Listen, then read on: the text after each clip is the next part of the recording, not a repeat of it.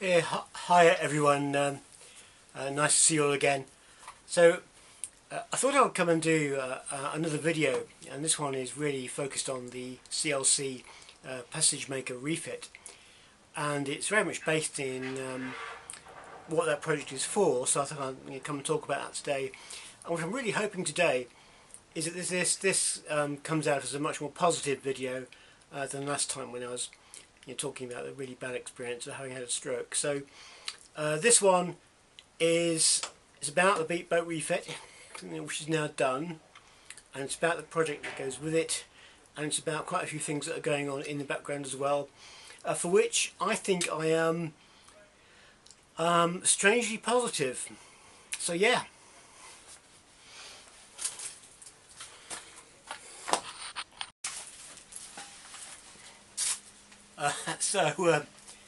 Yesterday I had a little troll day.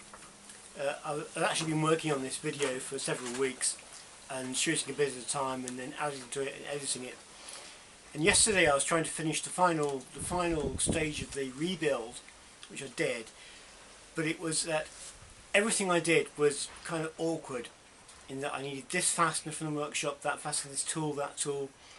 None of the original fasteners were, shall we say, appropriate to the boat. Anyway, and during the day my main camera packed up. That's the big DSLR that I normally film with, and I tried multiple times to fix it, different SD card, different batteries, even different lens, and it's still not working properly. And I think it's coming to the point where I've got to replace it, and that's really expensive.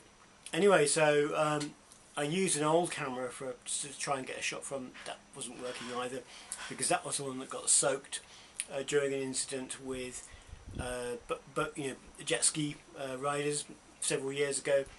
So eventually I did the whole video on this little sport camera that I'm shooting this with, which has really poor sound, and the huge thing is that I can't see where I'm framed in the picture, which is really bad news when you're doing vlogging, because I have to be off to one side and put the clips that make it interesting on the other. So I'm doing it kind of really as an estimate.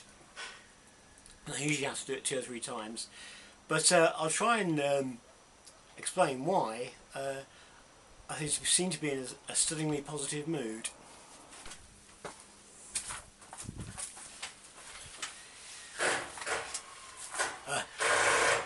Got to film quite quickly now in between noise. I've got idiots working across the road. It just goes on. Yesterday, even my paintwork trolled me.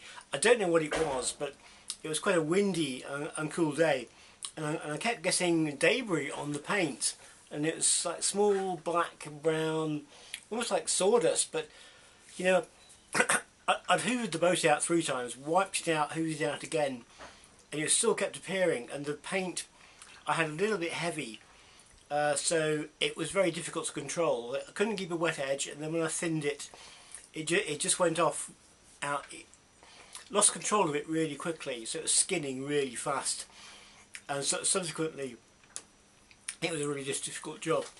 Why I'm feeling more positive today about that is that it's finished. The paintwork is done and the boat looks as I kind of wanted it to, which is, excuse me, pale cream outside, eventually grey outer. I was going to do it black, and then found that I had enough grey from the Pathfinder fit to do that. So that was that, and today the boat's looking quite nice.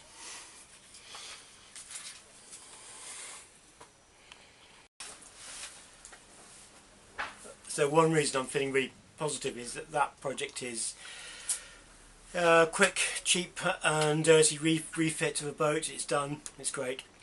Not quite finished yet, there's a few things yet to do. I've got to finish the spars, and I've got to wait for the sail, and I've got to marry the boat to the dinghy to its trailer, but the trailer's in the yard and I'm going to get some parts of that.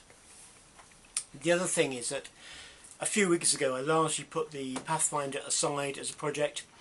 It's now for sale positively, and I launched into a really heavy project in the gardens here, having given up on the gardens almost 4 years ago, when I started the Pathfinder, they've really deteriorated badly. So about a month ago, I started doing really heavy work, and it was work that was kind of at the limit of my physical capability. So I've been going to bed tired, achy, waking up tired and achy, but I think it's done me a lot of good. The garden is much more ready for planting next year. That's positive, and we've just got quite a lot more work to do yet. But it just seems to demonstrate that I have a capacity for work still. Didn't think I did, still do. Not sure about exercise yet. Haven't really been out yet, and I haven't ridden the trike yet, which will be a huge change when I do. When I got this little boat, both my partner and my neighbour said, that's going to be really good for you, that's what you need. You need something to look forward to, you need something to work on. Well, I've been working on it really hard for the last few weeks, and that's great. The project is based on an idea that I had at the time I was using my written blog very extensively. That is dirtywetdog.com. By the way, that's my own website. My idea, came from having been at anchor one night in the cruising boat that I had at the time, which was the Hunter Liberty. And it was my attempt that year to run down to the West Country, do a little proving voyage, and then start this long kind of trip around the UK, a bit like Dylan Winter used to do, filming and visiting places. And that night, I was at anchor in a gale. In fact, it was gales all areas. It was amazing. And I was sat there near Dandy Hull in the liner, and something I noticed was a guy who rowed out from Weka Lake in a little rowing boat. Basically, I think it was something like a mirror dinghy. He seemed to have a stubby little mast. Anyway, there was enough of a lee there. Obviously, he had decided to go out, and he rowed across the front of me, and he landed on Redshank Point, and he seemed to make a little camp there. I kind of thought that he was maybe ex-military, because his camp was very bushcraft. It was a tarp, he had an open fire. He'd gone in the morning, and I ran home. I took a weather window to come back up to Calstock, and it always struck me as an idea of, would it be possible to have sailing adventures in a completely different way, and that is with a very small boat and doing bushcraft or foreshore campcraft is how I now think of it. So I acquired the CLC dinghy with very much that in mind. I've done the refit, and I'm now also setting up all the equipment that I might need to go onto any of these sites around the local rivers. I know quite a few of them where I can go and stop on the tide and camp, and then float off again and row and sail in the river, and have, I think, what my blogging friend Steve Park calls micro adventures, but micro adventures done in the style of bushcraft, if you like. I used to be, for a while, a bushcraft instructor. I wasn't very good, but at least I learnt the subject really well. And my kind of speciality was that I used to do quite a lot of first aid bushcraft, or first aid for bushcraft, and I also used to do canoe and canoe adventures.